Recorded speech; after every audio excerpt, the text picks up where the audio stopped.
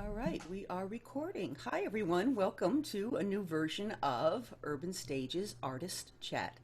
Today we have with us a very dear friend, David Sabella. David is a Broadway actor, a singer, a writer, and he is probably one of the most sought after vocal coaches in the industry. And I can say that honestly because he's the go to guy here in New York and is now starting to branch out virtually. So maybe you can study with him as well under these circumstances. So, David, welcome. Thank you for doing this with us. I really, really appreciate you being here.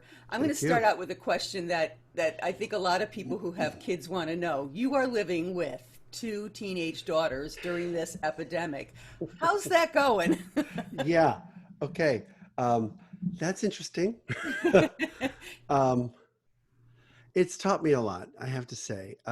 It's really taught me how much time I should have been investing in real life Wow. because they're, I think, a little bit, maybe a little bit more clingy, but not so much. But I'm here and there's no book to write. There's no cabarets to go out and review. There's nothing to do in the evening. So we're here and we're doing games together. Last night we spent 15 minutes at my younger daughter's behest, at her instigation, just whistling together. Like they're learning how to whistle and we were whistling tunes together. And can you name this tune that I'm whistling? Can you and I just thought, well, I'm just going to sit here and play this game because this is great family time. Yeah.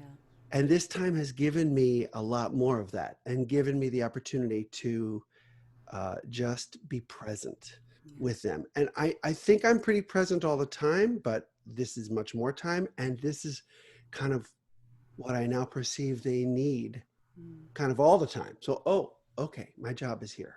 Okay. It's interesting because when you think about projecting 10 years from now, and God willing, we're all in a different place and not worrying about pandemics and Yeah. things like that, I think that our kids, I don't have children, but I think that the kids will look at their parents and say, hey, do you remember when we played puzzles and colored? I think it's going to really Right. matter how this time is spent. So bravo to you and good on the girls for, needing you, reaching out and letting you know when there's subtle little ways that they want to have more dad time, you I know? mean, it's crazy, right? These are two teenage girls who ultimately in normal life never want to be around me. It's like, and now they're like coming in, sitting on my bed, watching TV, little hugs and cuddles. I'm like, Are you oh, cooking oh. together? I know you're the cook of the family, but Yes, we are. My older daughter, Raina, found these sort of Mandarin type recipes with a lot of teriyaki and ginger and different sauces. So we've actually made like Asian chicken. And so she'll call it out and she'll help me a little bit with prep, but she'll call out the recipe and I'll do it. And she realizes it's that her really Uncle fun. Ken is Japanese, I right? do. He's I a do. recipe. Yes. Yes. We need a lot of that. Yeah. Because, honestly, I was just, uh, I'm a good cook, but it was the same flavors, and I was getting sick of my own cooking. So Gotcha. now that we have these new flavors, it's very exciting. Yeah, you got to keep mixing it up. I, I, Yeah, I I have newfound respect for housewives who just, their focus is trying to mix up breakfast, yeah, dinner, supper, breakfast, lunch, and dinner. It's hard. It's a hard yeah. job, I'll tell you. So I want to get to your business, Sabella Voice Studios. It's got to be a whole different world now trying to teach vocal technique, and in some ways, is it better? What's the problem with it, and how are you operating as a full-fledged vocal coach over these circumstances? Right. Well, thanks for asking that question because I'm not alone in the boat of having to figure out how to do what I do. Um, there are tens of thousands, if not millions, of voice teachers in this country and around the world who are really devastated by this. So I've been doing online voice lessons since 2007. Oh, I was one of the first pioneers of that when it first started, happening. I mean, 2007, although not that long ago, was really the first time uh, things like Skype and Uvu and other, it was before FaceTime, let's face it, like they just emerged. So I started latching onto these platforms and had built a sort of set of best practices for myself. But now, and every week, a good 30% of my week was online. It Hmm. really was, at least one or two per day. But now 100% of my business is online. And uh, my students came over, graciously, knowing that I knew how to do it, but I also invested time in researching new technologies, new platforms. Now that it's 100%, I went, okay, well, what else is out there? And I discovered a lot Yeah. of new technologies and a lot of things that can David be is done. actually going to stay with me and do a second interview specifically on technology because it's a whole other, 20 Yeah, minutes of conversation. So, yeah, but we'll talk more in depth on what equipment you'd recommend in our next post. So yeah, right yeah, after you view this one, go view part two. yeah. It's been really interesting. Uh, People are willing Hmm. to do it online, and after they see that it's okay, then oh, okay. People have a fear about it. But once you see how it works, it's okay. The big issue is the finances because everyone in that economy, in the performance gig economy, lost their income. Right. And so I'm working individually with people on that aspect, on the financial aspect of it. And I put it out there to my whole studio. And I have to say, many people have risen to the occasion. I said, if you can afford the regular fee, great. Some people are not that affected. If you can't afford the regular fee, just talk to me. It's not a problem. We'll work something out no matter what it is. We'll work it Mhm. out.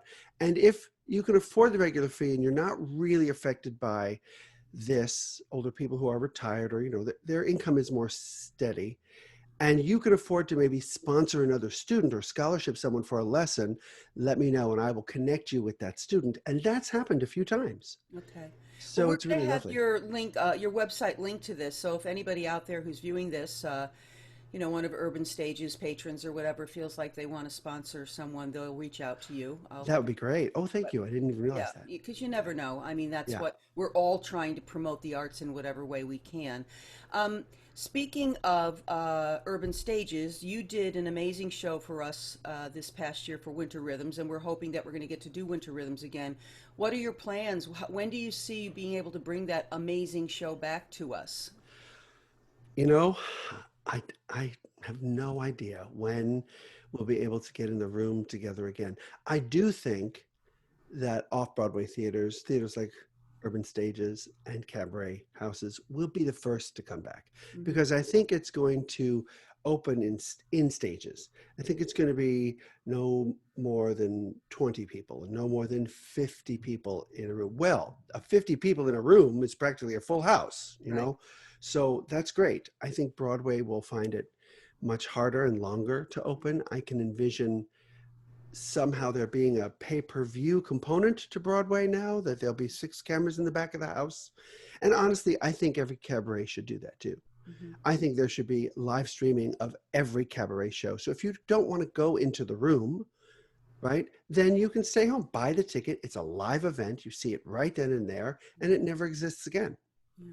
You See, know, our board was talking about that in terms of, if the virus comes back this fall and Winter Rhythms doesn't happen, but we could socially distance and actually use the theater, have 5 people there taping a full right. show and live streaming it and then leaving it up for donations because we still have to affect donations for our association and everything. So we're thinking that that's a smart way to go. And our theater seats like 65. Right. So even with 20 or 30 people, that's, 3 seats apart. That's That's right. still depending on what the rules are back then. So Right. it's a big question mark. Let's The move on thing, to Cabaret Hotspot. This okay. is, I call Cabaret Hotspots the TV guide of cabaret because we fashioned it after our friend Stu Hamstra's Cabaret Scenes, who was a gentleman who manually used to list everybody's shows every cabaret day. cabaret hotline online. Yeah, Cabaret Hotline Online. Yeah. Um, Oh, that's right. Cabaret Scenes is the magazine. I'm sorry. It's morning. I'm drinking coffee. Um, Talk about cabaret hotspots, and without being able to, review and put up, current spotlights. How are we keeping that current? What's the focus of the material that's on Hotspot right now? Well, very quickly, as soon as the pandemic hit, I got online and you and I spoke, and I said, let's feature people's kitchen concerts and living room lounges and, pandemic performances, and let's put them up on the site as if they were in a So club. cute. Yeah. And let's promote them and, not so much review them. Uh, if people want us to actually write a review like that, we would, but we have to be asked Mhm. because there's a lot of other technical things that are involved that we don't have. So I Right. just want to get people singing. I want people to keep singing. I think singing is an important thing because it reminds you to breathe. And who doesn't need to be reminded to breathe these days without a mask? So I think it's important that we put up these listings. We have the live music listing every week that actually you curate brilliantly. And we list everything under previews and spotlights.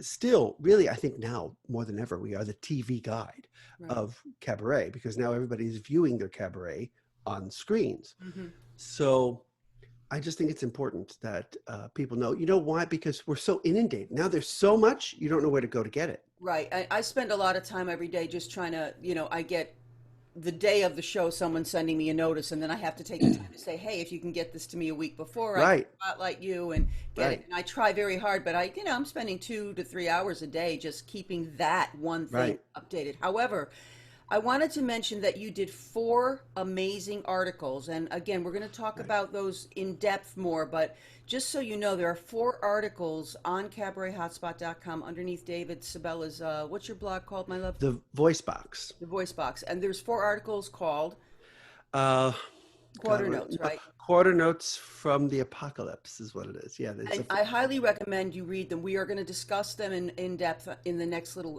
clip that we tape here. But anyone out there who's trying to figure out how to use this equipment, start there. Just start there. right. Read those four. They're not long. They give little samples and examples, and then come back and see this next video that David and I are going to tape, and he'll explain things a little bit further. Because we have limited time here, we've written a book. I want you to talk about it because it would be terribly immodest for me to bring it up, but I'm bringing it up. Do we have any idea when that book's? Everybody's asking me when is it coming out? Yeah. Um, I did speak to the publisher, who I don't think they're open yet, but now they're resuming some kind of light schedule. We're still aiming for June at some point and pushing if we can for the NATS conference, the virtual conference, which is We just in found the out it's happening. Yeah. yeah, which is in the third week of June. So I'm hoping that that will be the case. I can't imagine how they would catch up after missing 2 months Right. of production work and edits and things like that. But it's not in our hands. They have Right. everything they need, and we just gotta wait to get the book. So the book It is is. called "So You It Want to is Sing right. Cabaret." Right. It is the last of the So You Want to Sing series of books, 20, a 20 series, a 20 book series sponsored by the National Association of Teachers of Singing. And it is for teachers and performers in very different aspects and genres of vocal music. And so You Want to Sing Cabaret deals with what is it like and what are the technical, vocal, and non-vocal requirements to have an artistic career in small venue cabaret performance. Yeah. I I haven't asked you this personally as your friend yet, but I have not had the urge to put out a weekly, here's a song from Sue thing. Are you starting to think about, I mean, I've got the equipment, you're walking me through how to Yes. use it, but I've been so busy with other stuff that I haven't really thought about because I don't want to present myself in a way that's less than professional. Right. And I'm working on that. But have you had any urge to kind of put out? I've seen you put out a couple of older performance clips. Right. Right. I put out clips.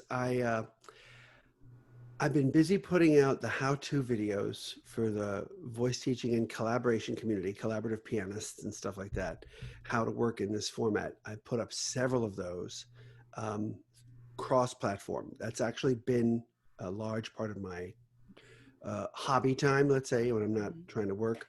I have tried to do a few singing videos, and it took me a good 2, 3, 4 weeks into this before I even wanted to try to sing. And this dovetails very nicely back to the very first question you asked. I have some tracks. I'm singing a song. I'm recording it on my great mic. I'm looking into the camera, and one of the kids just comes bursting in, Yeah. needing something. Or as an engine goes by, Right, right? right. But more often than not, it's like one of the girls comes in. I'm like, okay, I'll be right there. Okay. So it's just telling me that my time is needed here. Yeah. So I'm doing a lot of stuff here. I have ambition to do that. I really do, and I want to. Well, you get good daddy points for that. Yeah, my big thing is my husband knows if my office door is shut, not to open it up. 'Cause Yeah, I have the many a girls video don't. with Yeah, Kenro popping in to ask me what I want for lunch. I'm like, dude.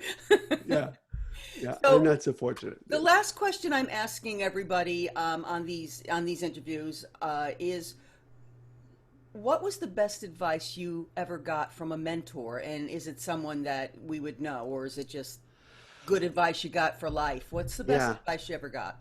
I will tell you. So I actually just spoke to my mentor and my really one and only primary voice teacher of many, many years. She's now 95 years old. Her name is Marie Traficante. She lives now in Oregon. And I spoke to her yesterday, and a long, long, long time ago when I was studying and beginning to teach, this is after years of studying with her, now beginning to teach. She said to me, she said, David, just remember that it's their journey too. Mm. She said, you could have every hope and ambition for a student, but it's their journey. They're going to either stumble and fall or make it. And that's their journey. You have to respect the journey they're on. And she went on, in my own case, to say, I never would have thought that your journey would include becoming a countertenor. This was at a time when countertenors were not a thing, Right. you know. And I came into the studio singing soprano, and she went, what are you doing? You know, why are What you are doing? you? What are you doing? After studying with her as a tenor all through undergraduate time. Mhm. And then I wanted to switch to this male soprano, and she went, oh God, okay. You know, but she stuck with it. And she went, I never would have thought that there would be your greatest professional life, but it was your journey. And somehow you knew it and your soul knew it. So everyone's soul has within them their journey. Mhm. And you have to ultimately, as a teacher, let that go and respect that. And there have been so many times that that has come into my professional life as a teacher, that someone who I thought would never make, I just thought, okay, it's not possible, they go on to make a great career. And someone who I thought, this guy has it or this girl has it, and something happens with them interpersonally, with some kind of addiction or family Whatever. problem, and Life, they yeah. can't, life happens, and they don't wind up doing it, and their journey took them on a different road. Yeah. It's hard to respect that and not lament it, and to celebrate it no matter what it is. And it's the same thing with my kids. I Mhm. mean, I have to use that lesson every day with my kids. It's their journey. These two young women chose us, my husband and I. They chose us, you know, Yeah. and kill that Get rid phone. of my phone. Yeah. They chose us, and their soul is on a very specific journey. Yeah. And I'm a part of that journey for a short time. And so I'm here to help along the journey. So whether it's kids or students, that's the single greatest lesson that anyone ever said to me. And ultimately, it sounds like you're saying to that person, that performer out there, to trust your gut and believe in what you believe to be true, and bring that to the people that can support it and convince them that that's your journey. Absolutely. Yeah, very cool. Absolutely. All right, Yeah. my friend. So thank you for doing this with us. I'm Thank you. going to close this particular one down and say thank you to everyone out there for joining us and taking a look. You'll see that there's links to David's website and his bio and everything attached to these particular clips. And we hope you join us for the next one that I'm going to do with David, that's going to be about technical aspects of the equipment that we all need to learn how to use. So stay tuned. Um, Thanks. We'll see you shortly. Thank you. I'm going to close off.